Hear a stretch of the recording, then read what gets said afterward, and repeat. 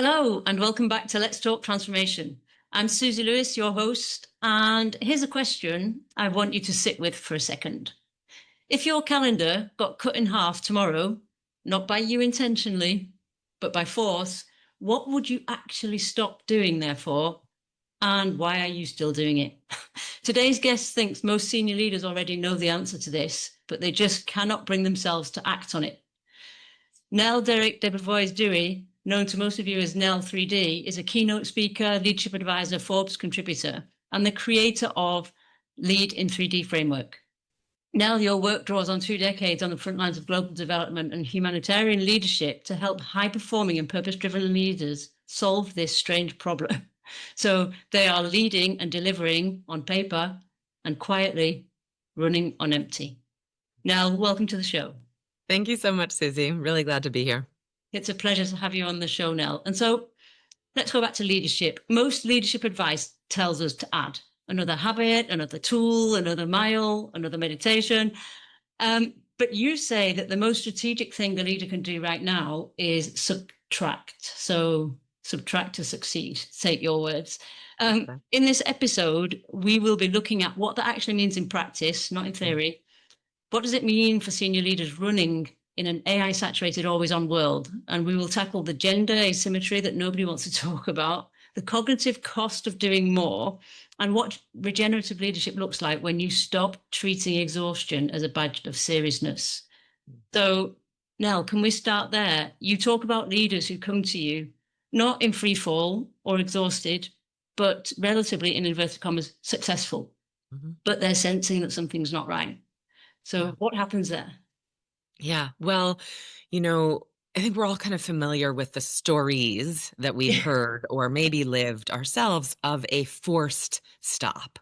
Yeah. Right. And so I'll jump right into my own, which is that a few years ago, I was really on top of the world. I had been working on this idea of 3D leadership for a decade already. And so I was aligned. I was doing what I needed for me, my holistic well-being, we, my team and my work, my audience, my clients, but also my family and the world, right? This very specific version of the world impact that I wanted to have. So I was aligned. I was inspired. I loved my work. I loved my life. All was really well. I was even doing my heavy weight training, the perimenopausal survival baseline, right?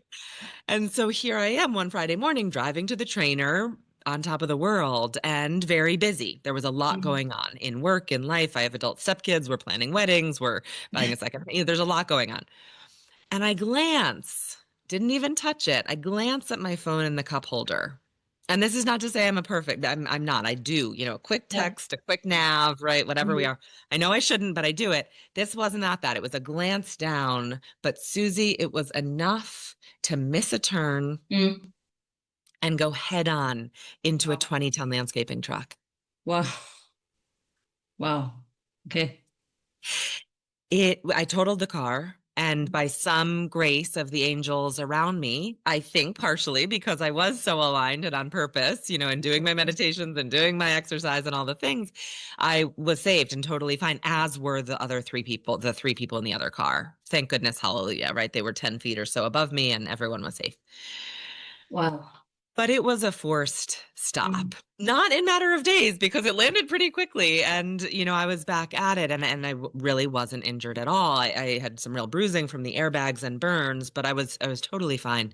That's incredible.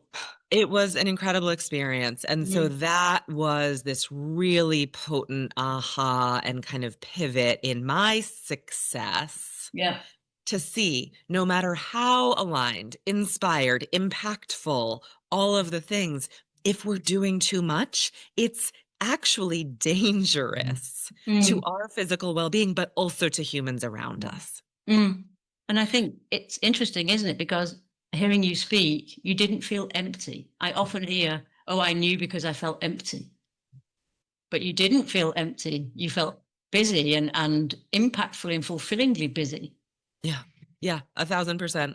Wow. And so I encourage people to look out for the mini collisions, right? Because hopefully you won't plow your car into another car. Please don't do that, right? Or cancer, or losing is that, right? I mean, again, we've heard the stories of those loud external stops. Mm. Why not thank the grace of God that you haven't had one yet and stop yourself because you don't want that forced stop. But, I tell people, I'm like, I bump into cabinets. I stub my toe, I bump into shelves. These are the mini collisions that I'm probably moving a little too fast or a little too distracted, right? So what are those things for you? You're sending emails with typos. You're using the wrong name in a client meeting. Like, look, we all have mind blips, right? So don't be too hard on yourself, but look for those things. That is data.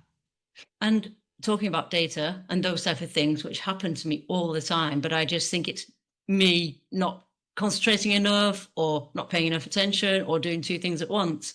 And if I take the AI world on top of that, and I don't know about everybody else, but I'm in this big rush to learn to make sure that I understand as much as I was going to say should, as much as I can to make sure that I can, do more essentially. So what are you seeing on that front? What has AI brought to this? Because as you were talking, I was thinking, yeah, I do that quite regularly, bang my knee on the table or, stub my toe on the door on the way out. Just, oh, the story behind being, Susie, you should have seen that, or stop being so silly. Right, right, right. No, I think it's the AI world unfortunately enables so Mm, much of this overwhelm, yeah. because shoot, I got to get the article out. Either I could sit with the topic and clear my head and close the inbox and take a few breaths and picture my reader and how I want to serve them. And then ground in and write. And honestly, I'm a writer. That's my day job. So Mm, I can write pretty easily and freely and pretty well, and a lot of these articles don't need 37 revisions. It's just mm, about getting something relatively clear and helpful and concise out. So I can do that in an hour, give or take, depending on the topic and the day. Or I can kind of dump some rough thoughts into chat or Claude and say, mm, hey, pull this into an article. And in 7 minutes, there's probably some back and forth. And again, I do a fairly intensive dump initially mm, so that it's my thoughts and words. And 7 minutes later, ta-da, here's an article. But if I don't take the other 53 minutes to get that tight and mm, coherent and human, mm, it's not great, but mm. it's done. Yeah. Yeah. And so I do 3 articles. Great. I can do 7. All of a sudden, that's, maybe 9 in my 60-minute slot or 6. And then I'll finish my email, catch up or whatever. So I think that unfortunately it enables this Mm, bad behavior. mm. And if I think about this type of behavior, and I'm sure all our listeners are sat there thinking, oh yeah, I regularly stub my toe or, trip when I get out the car or whatever. If I see those and frame them as mini collisions because we're doing too much or we're not focused enough or not present enough in inverted commas, what happens next? How can we move forward from this understanding now that it is actually trying to tell us something as opposed to us just not being whatever enough? Yeah, yeah. Which is it not it? I really try to encourage people to have grace with Mm, ourselves in this because before we get into what comes next, let's look at the root cause and recognize that the infrastructure behind not just Claude and Chat and the other, top mm, LLMs, but the social media and the metrics at your company for KPIs and the media in every way, right? The best behavioral psychologists and engineers and marketers and advertisers are behind that all. mm, So it is not foolish or weak or lazy to get sucked into mm, that. Yeah. mm, And it doesn't mean we can't and shouldn't want to break loose from it. But I just really encourage people to recognize what we are up against, mm, to give it the time and the effort, frankly, that it requires to break away mm, from that, So when we start noticing this data, I think one really important thing is that a lot of it is physical. And the first step that I had for sure after this mega collision, and Mm, that I remind myself of every day and that I see people go through in working with them, is a gradual remembering of the fact that this is not just a disembodied thinking machine. mhm, mm, We have a body and it matters. It is part of our performance, to say nothing of our well-being. And so we've got to get reconnected and trust and listen to our poor toe that we mm. stub twice a week. And I think reconnecting, we live so much in our heads, don't we? And that's where we work most of the time, unless we intentionally, as you say, step back and link to the other parts of us, spiritual, somatic, emotional. Which brings me to your framework. And I love this holistic nature of the 3D framework, constantly connecting the dots and looking at the bigger picture. But most leadership models for me often treat those three things differently. So me, us or we, and the world. And your framework is very clear in treating that as one system. Yeah. What do you think that changes for leaders? Because we could say, following on from what we've just said, that it's just even more overwhelmed. Now I've got three systems, not just one. Correct. So walk us through that a little bit about what that changes for me as a leader. Yeah, no, it's a great spot. And that's exactly right. And the good news is that it's just recognizing reality. Yeah, yeah, It's remembering that we as a body are a system. We're a system of systems, right? yeah, There's yeah. blood, there's muscles, there's Mhm, bone, there's neurology, there's all of these things.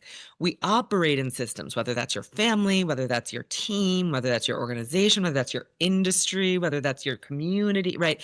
And so we're systems of systems. mm, And this kind of tidy black and white supply chain, linear industrial era version that we've been taught and rewarded into and modeled is false. mm, It's in some ways a helpful construct, right? We do make widgets in that mm, way. And so it can be helpful at moments to operate that way. But even that, right?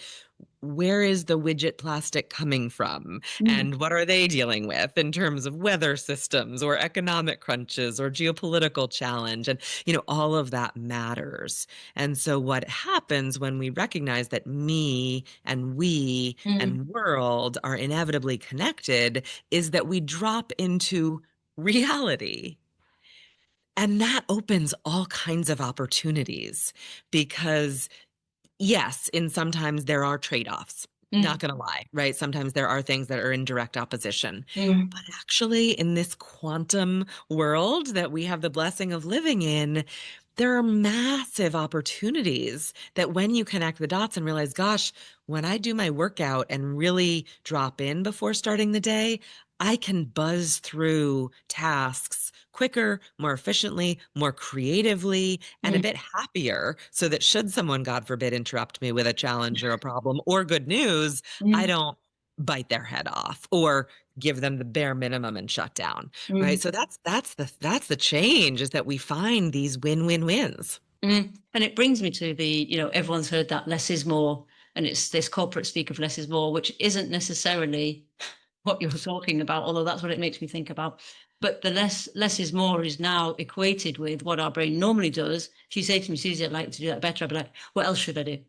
What else do I need? So I'm always adding, and just adding overload into an already overloaded system. So if I come to your method, subtract to succeed, I was thinking, yeah, okay, take something away to be more successful. Less is more. No, no, no, that's not what less is more means.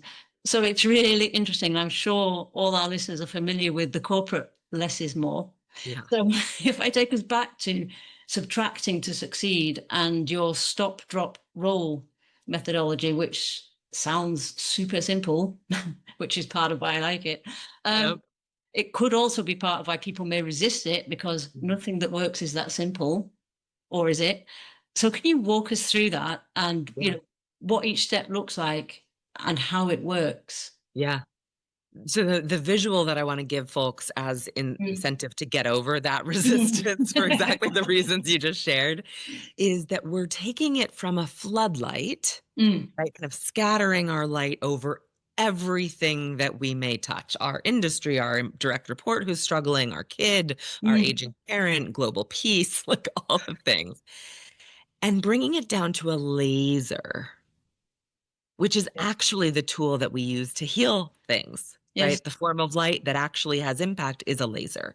And so that's, it's less done better is more impact. That's the difference that I would say. And so the way to get there that I've Mm. found that is magnificently simple and a little bit playful, which is just why I like It's it, also good.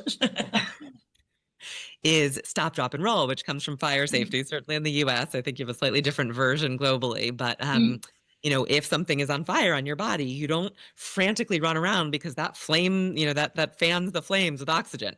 You stop, drop to the floor, and roll around to suffocate the flames. So in this case of feeling a little bit on fire, not in a good way, but in a bad, scary way, we stop first, right? We don't just go to drop. It's not less is more. Let's lay off people. Let's cut meetings. Let's cut products. It's stop, not meditating on the mountain, but in Mm. situ, right here in our lives, eyes wide open, gather some data.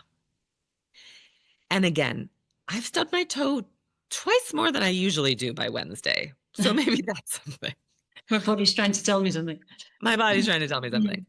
Or my team feels really kind of unsteady when I walk into meetings. What's going on there? Mm. Or orders have tanked, or orders have tripled, or right, like any of these things can be data, Mm. quantitative, qualitative, internal, external. I don't know that for you. This is not a prescriptive method. No. So sorry, you're not going to leave with 17 steps, but we all know, you're all smart people. We all know what data is. It's Mm. all these different forms. So stop and essentially answer the question, how's it really going?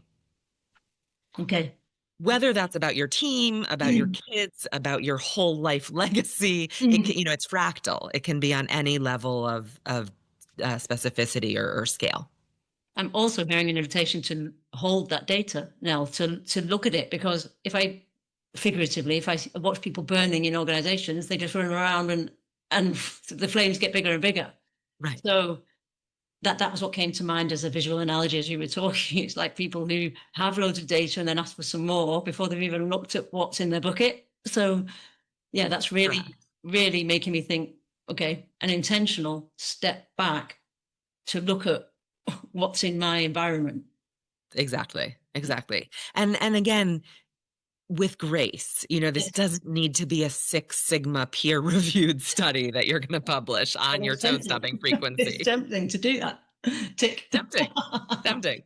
But just reality, while you brush your teeth, just a little check in, or while the Zoom room loads, and of course, maybe there is time for a quarterly 3-hour deep dive, Mm. right? I'm not opposed to that, but I just really encourage people to start small, Yeah. which is exactly then how we move into step 2 of stop. Sorry, drop. We did Mm. stop. Now we're dropping. This is the actual subtraction, right? So people Yeah. can be tempted to just say, okay, great, I'll cancel some meetings. Stop first and now drop experimentally. So, like the stop can be really small, the drop doesn't need to be quitting your job Mm. or firing a client or Mm. blowing up your life. It's like, what would happen if I didn't get my inbox under control each night?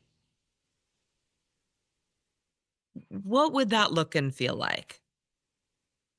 And try it for a few days, a week, and see. Look, if you wake up in the morning with a panic attack and you have these things that block you from your morning focus time or your team meeting or whatever else you start the day with, maybe that was great. Go back, get that 30 minutes back in your evening, do the email cleanup, and start fresh. Nothing, and no one is telling you that that is wrong, right? But maybe you wake up in the morning, you still don't need to get to it till 10 a.m., or you do it over breakfast, and maybe that feels efficient. Yeah. I'm no one to right. I'm nobody's police here on Mm. subtraction, Mm. but I really invite people to get curious here and Mm. experiment with what we might drop, because in the face of some of that pushback that I know I'm going to get, if I can't do that, my boss would never allow that. Our clients, it's a tough market. We're competitive. Well, if you haven't noticed, the world has changed a lot. And so what you think is right or what has been working, I would suggest that it might not be anymore. Absolutely. And so these experiments of what we might drop and let go of are really juicy in terms of the return that they can provide. And am I right in thinking when I hear you speak that any element of drop is about creating space? Yes. Okay. Exactly right. It's about creating white space in our brain, Mm. on our desk, in Right. our inbox, on the desktop of our screens to reduce clutter, right? 1,000%. Creating space is exactly the goal. And yeah, And then roll, it's a perfect, sorry, go ahead. just giving ourselves a permission to experiment is also what I heard. Yes. And really framing it that way, Right. right? Not permission to ruthlessly cut everything. Like, Delete all again, my emails. lighten it up. It's like, no, just see. Which segues into the role. And this is really where the magic of these 3D win-win-win comes, and exactly what you pulled out of connecting the dots. And so with that space, we are neither going to lie on the beach or eat bonbons on the couch. Not the plan. Nor are we packing it back in with new frenzied habits. We're taking the time to connect the dots and say, okay, I'm not doing my email in the evening anymore. What am I doing with that time and space? Am I adding an intellectual challenge of an online game or a book? Am I adding sleep? Am I filling it in with industry reading that, expands my knowledge and understanding of how the industry is changing? Is it quality time with a friend, right? Like, uh, you know, Mm. activity nature abhors a vacuum. So something is going to go there. And so we have to be very intentional about what that is. And again, no judgment, right? No good or bad, just another place to experiment. And this is where I use the 3D framework as a guide, right? Mm. So a quick scan of in this space, what are the me, we world implications of how I use that? Right? Is it the me for sleep? Well, does 30 minutes more of sleep make me a better manager the next morning? Probably, but I'll leave that to you to decide, right? Does that model to my young parent direct reports that they also can and should get some sleep, even if it might mean coming in 30 minutes every morning to deal with school routine and not be up at 5 a.m. or whatever, if that's not great for their bodies. So, it's that filter of the 3D-ness of everything that we do, which is just reality, Mm. but now we're aware of it. And do you find that leaders are aware enough of the 3D-ness of what of who they are and what that means? I'm just picking up on the, you know, is that okay for my body? Is that okay for my circadian rhythm? Is it how many people are actually thinking about about that, and how much of that needs to be added as education, if you like? It needs to be remembered. Right. Somatically. It's reality. Yes. Yeah, Okay. it's reality. Like if you actually, your audience, my audience, these are smart Yeah. people. And so again, that when I frame that question, how's it really going? What do they answer though now? Like, Well, good. I just got this promotion. I'm excited about this. The kids are doing great. They're teenagers, so there's this, but it's going great. And we have this vacation coming up. I'm really excited about it. I just joined this board. There's some struggles to get through, but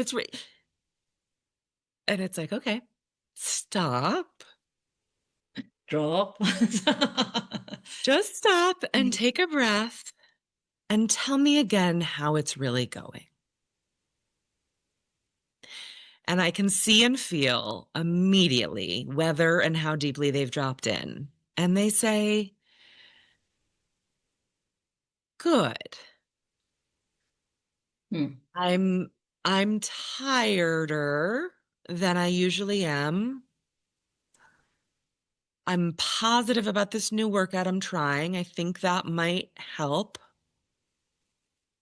I'm actually really worried about one of my direct reports and I'm not sure what to do there. Whatever then it unfolds. Hmm. Right. And again, this is not for people who are in the depths of depression or panic or Yes. burnout. Yeah. Like there are really important resources for Yeah. that. Yeah. And that is not what I'm offering. So people's lives are pretty good who I'm working with. And they could be a lot better. And it would serve them in the impermanence of this life to start Mm. living better as soon as possible before an external stop Yeah. really throws in their face. And it would be better for all their people Mm. and for the world, the community that they want to touch. Mm. And so that's the journey, right? As you just feel it go from it's good, it's hard, and it's this and it's that and it's this and to this. And the answers aren't necessarily monstrously different. They're just more in touch. Mm. And I think it's also about breaking the socialized myths of what success means. So, there are standard answers like busy, oh great, not got time, I've been doing too much, but it's good, it's good. And I mean, I think I would like to come to the gender discussion here because you've observed something uncomfortable, which is women intuitively understand the need to stop and reflect, but they feel guilty doing it. And men often resist stopping at all because they believe they already have things under control. Now, that's a huge binary stereotype. But Sure. introduce the discussion. I think it's really interesting because there are gendered reactions to this, aren't there? Yeah, absolutely. And what I like to do is separate into it's not a biology or a gender identity that No. makes this differentiation, right? It's the feminine energy Mm. is interconnected and systematic, Mm. right? That's just the feminine version of thinking, which often pairs with a female Yeah. identity and physiology, Mm. but not exclusively by any stretch. No. Whereas the masculine version is linear, is direct, is assertive, is knowing and tends to map to a male body and identity. But again, we all know plenty of women who lead very masculinely because our system generally rewards and recognizes leadership as masculine. And Mm. so exactly, they're not perfect and very few of us are 100% on the feminine or Well, maybe. masculine Yeah. leadership scale. Mm. Again, saying nothing about gender or sexuality, but just how we lead. It's a mix. Mm. And so, but yeah, the feminine is more systematic. And so this idea of stopping, of connecting the dots, of saying, gosh, I wonder if this teammate who's struggling has climate anxiety and this last storm really threw them off. That's not a crazy thing to ask. Mm. And it doesn't mean that we have to let go of accountability, that they just get 6 months off to deal with Mm. it. We've got a team to run. But the awareness of that seemingly distant or disconnected thing is really powerful for how to manage that. Because if you just come in or like, go take a course in productivity, Mm. and what is actually underlying is this climate anxiety, which is a very real thing for a lot of folks right now. You've wasted money on a productivity class. The person is no more adept to deal with their work and perform at the level you need. And you've missed this opportunity for what might be an easier or harder fix, who knows, but a real Mm. connection that actually Mm. works. Mm. So I think that connective thinking is a feminine leadership task that is 1,000% a leadership mandate in Yes. this world, regardless your Mm. gender. Especially today in our interconnected systems. But do you think there is a cultural, and when I say cultural, I mean workplace culture, a Mm. cultural and societal stereotype that means that women, and I'm talking about gender identity now, that women do feel more guilty about stopping than men? Yes. Yes. Full stop. I think there's so many layers to it, and Yeah. this isn't, of course, my primary field of study or Mm. expertise, but I believe the women who and men who do study it, and it is. And I think there's a lot to say to go back to maternity leave Of and course. the challenge Mm. around that, which is starting to be paternal leave or parental leave together. but it's, it's a problem. We haven't done it smartly. Mm, And so it does become a burden on the system in some cases, mm, right? If you're not planning around that and recognizing that the bottom line for society is that we create new healthy yes. humans. Yeah. Because Yeah. if Yeah. you don't have humans, you don't have customers, you don't have employees, you don't have shareholders, like, sorry. So Yeah. it's a really good idea to get them off to a good start in the neurologically most potent form of development. So, you Mm, know, it's a good idea economically, and yet we haven't done that well. And then I think the more interesting to me part is the psychology and I think the resistance to this paradigm shift yes. from Huge. linear, simple, black and white, masculine, industrial era that we know to a more free-form, complex version that recognizes Mm, all the things and brings them in, but feels mushy or indirect or unmeasurable. And so I think we as workplace cultures are holding on tight to this illusion of control, mm, which is very dangerous. totally. And it reminds me of sports people and sport athletes who have had an accident, but they're pushing through, and it's their fascia that are just like completely dehydrated, sorry, and just holding on, trying to control. And it reminds me of that, this paradigm shift of we need a new energy. Mm, We need this new interconnectedness, this systems thinking skill, but also energy, because it's both, yeah. isn't it? Yep. And brings me to the word regenerative, Mm, which I love. And I've been thinking and working on my own practice about how can I create a regenerative model for my yeah. practice. And I Yeah. must admit, the hardest bit was rest. Well, it was. I was like, where do I fit rest in? Which is paradoxical, isn't it? But the word regenerative is being used a lot right now. Mhm. So, in this leadership context, how can we support leaders to become more regenerative? And what's it mean for you, Nell, if I say regenerative leadership? Mhm. Again, to me, this is such good news. Like, Yes. there's so much opportunity here Yeah, totally. because the thing is that all energy inputs and outputs are not created equal. No. And so we all know, I mean, hopefully, I'm so sorry if you don't, and please do what you need to do to go find it. But we all know the feeling of work that energizes us. Yeah. Whether that's leading a meeting, for me, it's being on stage, Yeah. writing a report. I had a colleague once who was like, I just I just get lost in spreadsheets. And she meant it in like a romantic sparkle in her eyes way, not like an overwhelm and distraction way. And I was like, Juanita, you are hired. Like, go be Yeah, CFO and totally. crush it. New best friend. Totally. And indeed, she worked at a company that did valuations all day. Mm. So all day she Yeah. got to be lost in spreadsheets. And all of our jobs have other bits and pieces, but so that's the good news is like, rest doesn't mean like get your 9 hours, do your 20 minutes of squats and jumping jacks in the middle of the day because you got to get, again, those are all good things, but it's this connective thinking and the me, we world awareness of like, you know what energizes me? Writing, doing my Substack daily practice. Is that the best direct, isolated economic return on my time? Right now, certainly not. When I have 1 million paying subscribers, it'll be pretty juicy. But for now, it's not. And yet, I love it. I Mm. pick a song every day, so I get to listen to music and occasionally dance a little bit while I'm doing it.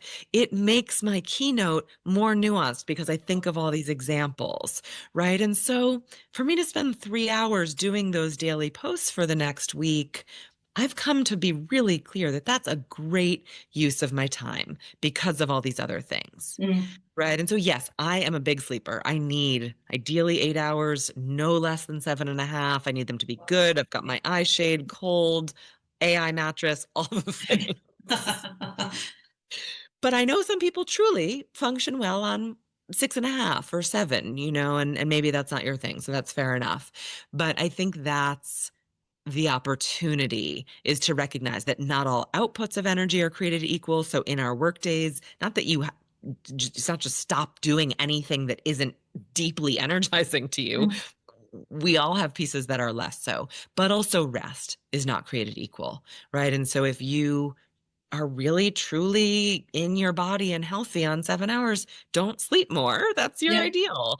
Get yeah. out to the park Mhm. or pet the dog or write a novel as complementary creativity. I think, and so I'll close by saying this is yet another point for diversity.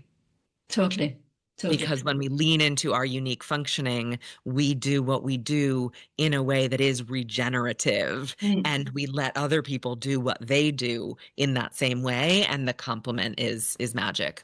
Yeah, and it doesn't have to look the same, hence the sort of 9 to 5 myth. I mean, I'm one of those people who I don't need more than 4 or 4.5 hours sleep. So that's quite Wow. handy.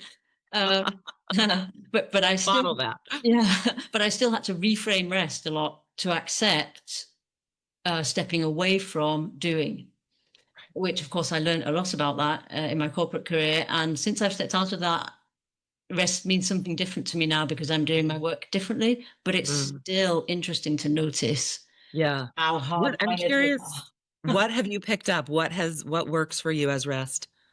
So rest for me is also, so I'm a cellist.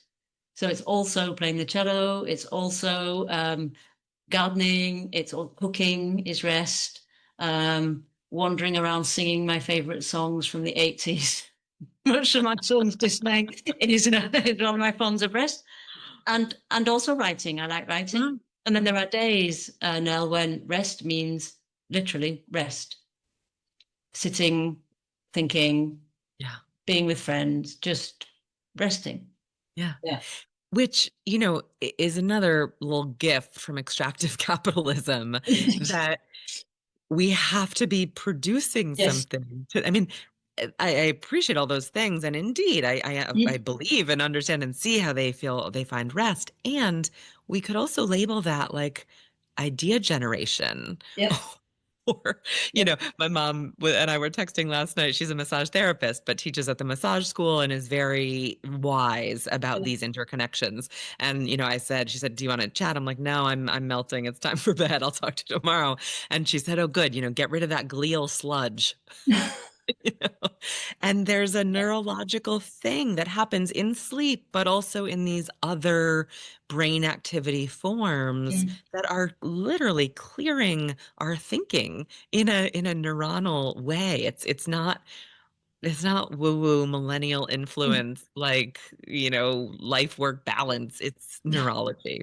But I wish we got taught that as part of how we function, not only as leaders, but just from from in school, and why some people can revise for hours and other people can't. And, things where you feel that you're either not enough or you have to do more or less. Or I Yeah. think it's really interesting. And, it's like that glimmer, the glimmer of self energy, I call it, they're joy producing activities, aren't they? Which brings another energy, but of course you can't put a price on it. You don't bottle it and sell it. Otherwise, it'd be Right. very, Right. To yeah. that point, I know you're familiar, and we talked about this a little bit, but it's a resource to drop for listeners, which is the GC index. And I use it with clients to great effect on this subtraction Mm. filter because it's such a unique metric. It's deeply research backed and validated as a research metric. And it looks and feels like a psychometric that I think everyone's like, oh yeah, Yeah. Strengths Finder, Yeah. MBTI, all the new ones, whatever. Yeah. But it's an organometric, as they say, right? But it measures exactly this of what is your natural energy. And so what might be regenerative activities for you, but in my experience with clients, it's just a project cycle label that they put on it, right? So it's Mm. creating new ideas, building strategy, implementing, refining, or playmaking and Mm. coordinating.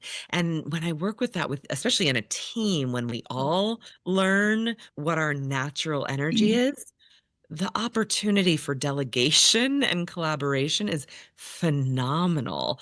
To say nothing of the clearing out of some of the frictions of different Yes. work styles because Yeah. we have language for it, right? So that's kind of the baseline good news, but there's this incredible top line potential from it. So just, I think sometimes when people get stuck in this subtraction of like, I don't know what to experiment with, Mhm. that GC index is really useful data to Yeah. get in the stop phase to inform the experiment. Yeah, and I like that because subtraction can sound so extractive, and in fact, in your process, it's wholly regenerative. And that was also a reframe for me. I was like, no, subtraction is a good thing. And you run 100-day stop, drop, roll practice as an evergreen program. What patterns are you seeing in leaders who Mm. actually stick with it? Because I would imagine the first thing is, oh, subtraction. And then it's like, oh, actually. So I think that cognitive reframe must act immediately. It's an assumption, but Really quickly. It's, again, it's simple, right? It's mm, kindergarten math. I'm adding or I'm subtracting. yeah. And so it's this very accessible lens. And so what I'm finding is that people just make it their own, and I Mm, get these great notes. I mean, sometimes we have great dialogue about like, wow, yeah, wealth. What yeah. if we subtracted the silence around wealth? Like, Mm, that's really meaty. And we get into these big conversations, which I love. yeah. But almost as fun, maybe more fun in some ways, are these random emails that I'll get, that's like, hey, I subtracted a meeting today, and just this very literal use of it. And occasionally then I'll get to have the full conversation of like, how did that go? And what was the role? How did you Mm, think about filling that white space very intentionally? But other times I'm just seeing people just that initial piece. I subtracted this meeting, I subtracted the need to make dinner, and I picked something up on the way home. Or even, I stopped today yeah. and I saw something, right? So it's just this very organic muscle building is what I'm seeing Mm, of all the pieces. mm, And intentionally, right? Tuesday is stop, Wednesday is drop, Thursday is roll. So I really disaggregated them so that we get good at each of those pieces rather than if it all comes at once. I think mm, people again kind of go to the drop, right? yeah. That's the headline. That's the like exciting piece. But without the stop and the roll, the drop is not nearly as powerful. Mm, And it's amazing what giving yourself 2 hours a day back can actually represent in terms of space, isn't it? In your system, I nervous or mental mean, system or emotional system or whatever system, 2 hours out of, let's say, 10 or 12 is a lot. is a huge 2 hours a week Yep. Yeah. when people think of it that way is an Yeah. incredible place to start, Mm, right? Whether you use it as 20 minutes a day to look out the window or walk the dog more slowly, mm, or whether you have a 2 hour, church yeah. or temple for yourself on Saturdays that all of a sudden becomes this play zone to play the cello or to write Yeah. a letter to a friend. But yeah, no, it can grow, but again, encouraging people to start small, even those little bits are really transformational. And now, if you could subtract one thing from the way leadership is taught today, one assumption, one habit, piece of conventional wisdom, or whatever, what would it be? If you only had one golden bullet, what would it be? It's unhelpful thinking. Say a little bit more. It looks different for all of us because we all have different psychology and different Mm, thinking. And I have yet to meet a human being who doesn't do some unhelpful versions of it. yeah. And so this is, how was my tone in that meeting? Or was that email too direct or too quick or too slow? Mm, Or was my outfit okay today? mm, Or did I hire the wrong person? Or should we have gone on a different family vacation? Right? There's all these things. And I'm not saying not to be thoughtful. I imagine that the vast majority of listeners and I and you, I know from our conversations, are deeply thoughtful people. mm, So it's not that. And again, if we're grounded and honest, we can put a finger on the exact timestamp of the moment on when that thought becomes unhelpful rumination, not constructive reflective thought. mm. And if we could get rid of that unhelpful thought, the men thinking, I know how to stop, but it's kind of dumb. The women thinking, I know I've got to stop or I'm going to break, but I Mm. can't stop. I'll just plug on through. All of these things, the amount of brain power that we would reclaim would change the world. Mm. That's You true. know, I'll add one piece just because Mm. this is really, I think, part of my activism around subtraction right now is around this. And Glennon Doyle, who is a fascinating human Mm. and thinker and catalyst of women in particular, um, posted a pie chart on her social media at some point. And it was the amount of a day that she spent thinking about what she eats. Wow. I can just imagine Susie, what you're going to say. it was about 92%. Yeah. And it's a reality. And she has struggled outwardly with eating disorder. But I want to say, as a healthy, well-adjusted American woman, I get that. I'm not at 92. And, I've gotten it down from 40 or whatever. I don't, my number would be different on different days at different seasons.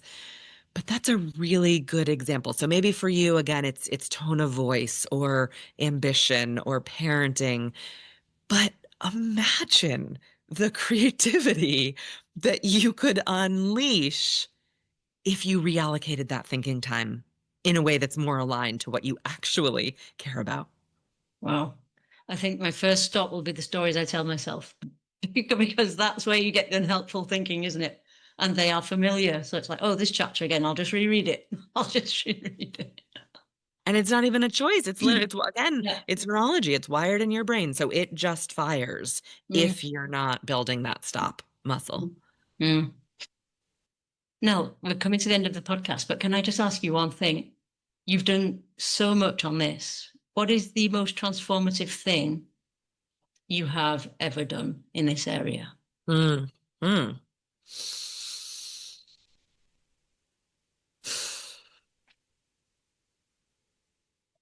This daily practice was right up there, to really 3 months plus Mm. is a chunk. We're coming right to the end of it. Again, it's evergreen, so people are welcome to dive in whenever, and they'll have the guest pass that they can check it out. But Thank you. um, it was, that was, and it wasn't interminable, so it was kind of the right length of time. And again, parsing it into these bite-size prompts with a song. So there was that kind of counter. Mm. Um, has really deepened my thinking about it, writing. I'm that much more apt to apply the subtraction lens as I move through my day at the trainer, at the grocery store, at coffee with a friend, all the time. And I can't not talk or just mention, and this will be for another conversation, or people can reach out about it if they're interested. But the work I do with horses Oh, yeah. Mm. is the most single transformational thing because they model energy conservation or systematic subtraction like really effortlessly, not because they have a great coach, but because that's how they've evolutionarily evolved. It's part of their system, isn't it? Part of their system. It's how they be. Oh, nice. And before we leave, what would your final call to action be there for the listeners who are sitting there thinking, I'm exhausted. This sounds interesting, but I don't know if I've got time. The call is to believe for a week that this might be reality. Nice. Because it's just a choice. We all choose our reality that we move through. Mm. And so it is up to you. And from the other side, with all this magic, all these win-win-wins, fewer collisions, mega and minor, it's pretty compelling. And so come on over for a week or a day or an hour this weekend and imagine, just play out what it would look like to live in the reality that is systems thinking. Oh, I'm going to leave our listeners with that and the idea that subtraction is success, less is success, and will ultimately bring you more. Nell, thank you. Thank you for coming and sharing your frameworks, your thoughts, your insights. Where can people find out more about you and what you do? So the Subtract to Succeed Substack is my newsletter and it's my laboratory. There's a mini course on systematic subtraction, so you can just get a little more of the theory and practice behind it. That's where the practice lives. And then a weekly post with a scenario that I'm playing with around subtraction, as well as a video, an interview. So that is really ground zero for all of the subtraction thinking. Okay, cool. I'll put that link in the notes so that people can Please. find you and where you do your rest, joyful activities with your Substack. And Yeah, I will also put a link to the guest pass for the 100-day stop, drop, roll. Thank you, Nell. Thanks for a great conversation. absolutely, Susie. Thank you so much.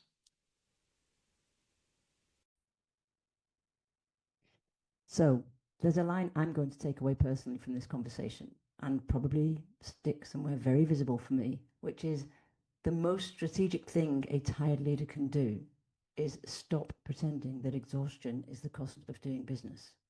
We get far too used to believing that myth, and we live in a system that keeps it going.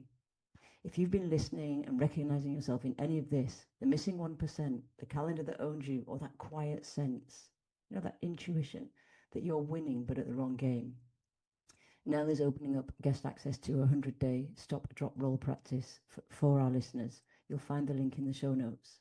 And if today's episode landed for you, please, please share it with one leader in your network who needs to hear it. Not the one who's going to agree with you, but the one who will argue with you that they actually don't need it. That's where the work is, and that's where the work usually starts. We look forward to seeing you next week for Let's Talk Transformation.